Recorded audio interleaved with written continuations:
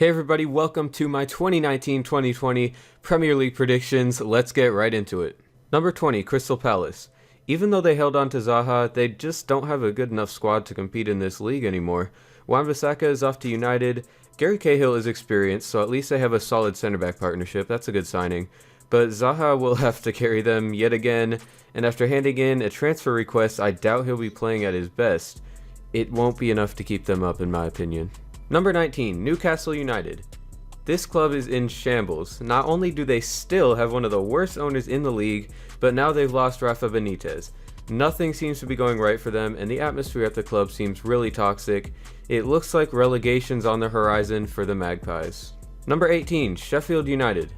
They've done some decent business in the transfer market, especially the signing of Lys Mousset from Bournemouth, and I'd love to see them stay up because you always love a good underdog story, but to be completely honest, I still don't think they have what it takes. Compared to the other teams in this division, they're just not the same level. Who knows though, people said the same about Bournemouth when they first came onto the scene, and they've since established themselves as a solid Premier League side. Many have predicted the Blaze to finish dead last, but I think they'll outperform expectations a bit, but just not enough to avoid relegation. Number 17, Norwich City.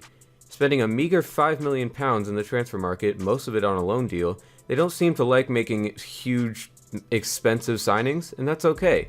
Sometimes you don't need to do that, and sometimes it doesn't work. Look at Fulham last season. City had a sensational championship title winning campaign last year, and this might not seem like a problem, but the problem is they really overperformed last season. So I think they'll be exposed fairly quickly and their great form will start to die down. While their attack was lethal last season, their defense was a weak spot and they haven't really done anything to improve it. They'll be hovering around the relegation zone most of the season, but they definitely have it in them to stay up.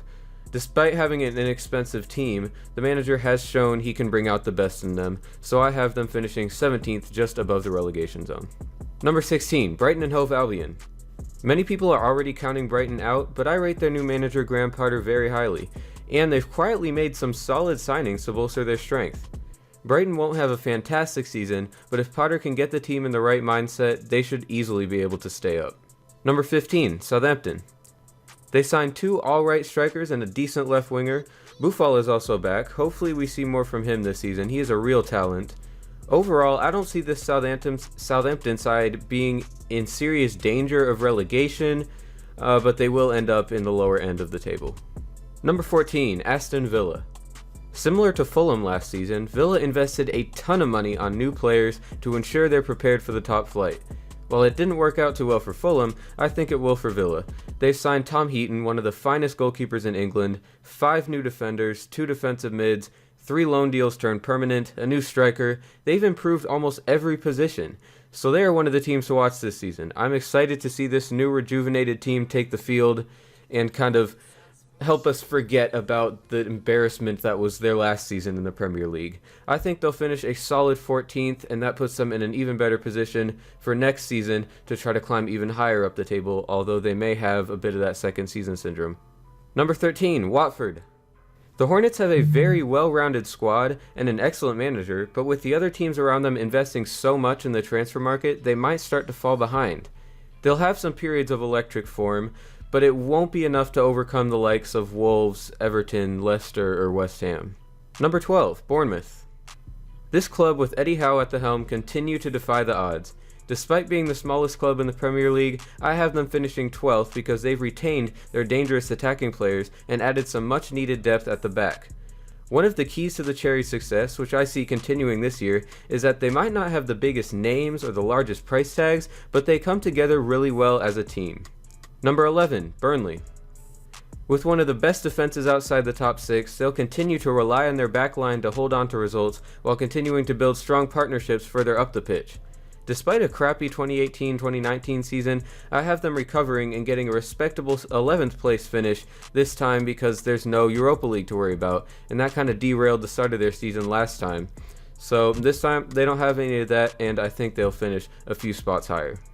Number 10, West Ham United. One of a few ambitious clubs who had very progressive transfer windows, West Ham will no doubt be competing for a European place. Haller up front is a massive signing, and I can see him tearing it up this season.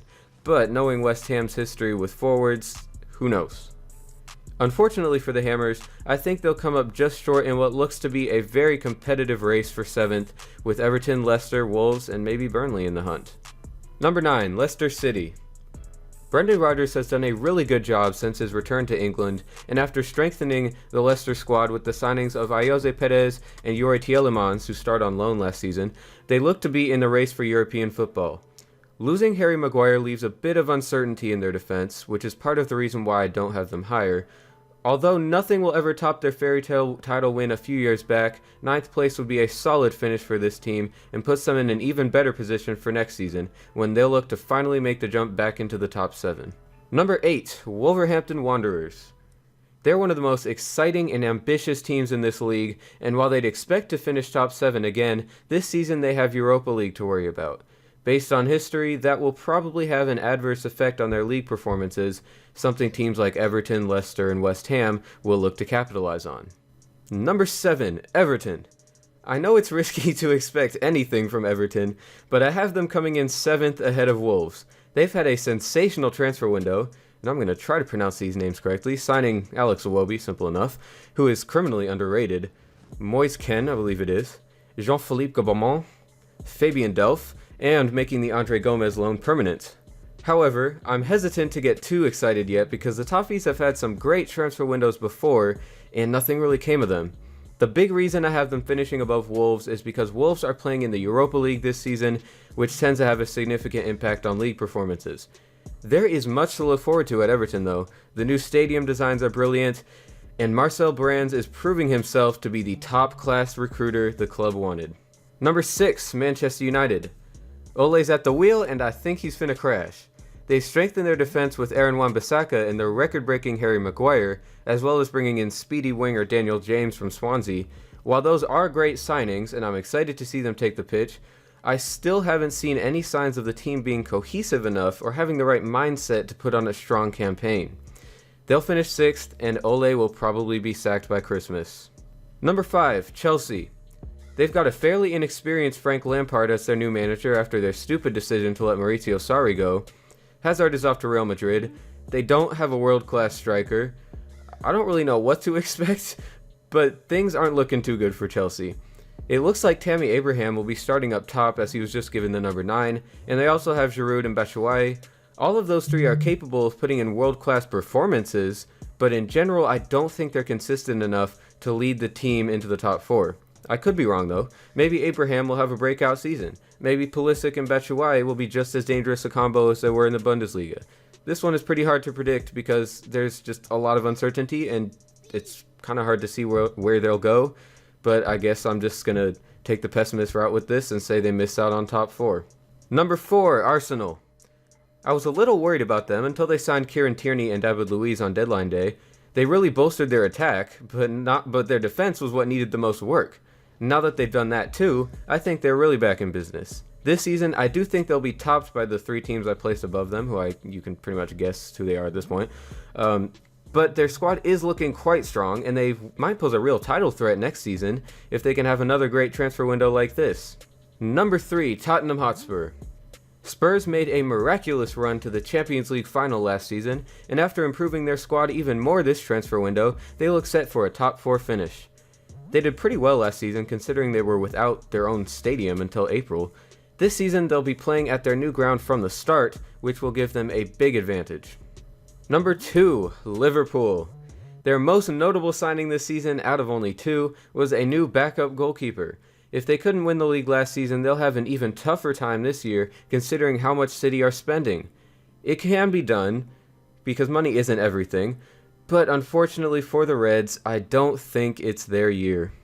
Number 1 is, of course, Manchester City. I just can't see any of the other 19 teams in this league topping City this season.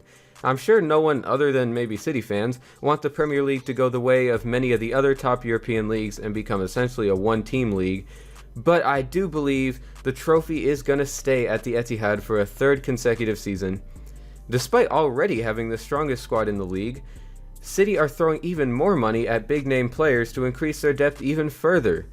Maybe in the 2021 season or the season after that, someone can finally dethrone them, but not this time. City are winning the league once again.